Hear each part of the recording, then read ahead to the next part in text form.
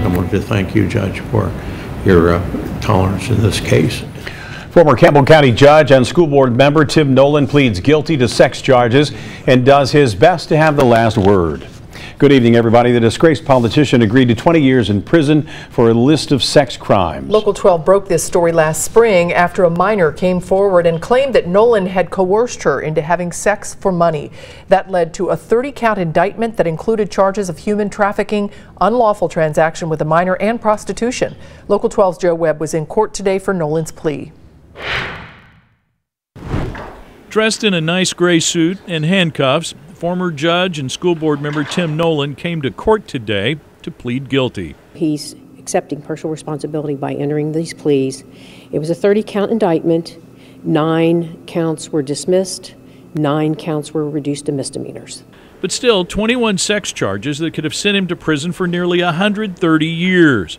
The plea agreement was for 20.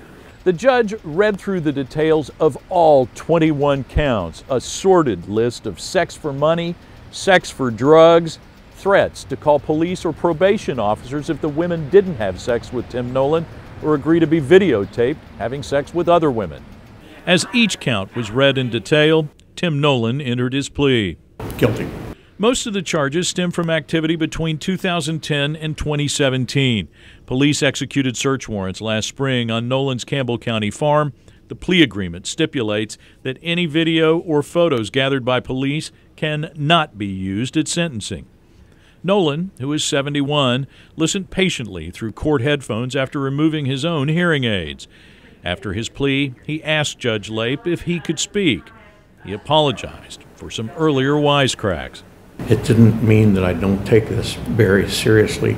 It's just that sometimes I have a hebrophrenic response to things, and I hope you didn't infer from that I was in any way trying to make light of these proceedings, because I understand this is basically the rest of my life. A life, in large measure, spent in public service that now could end in prison.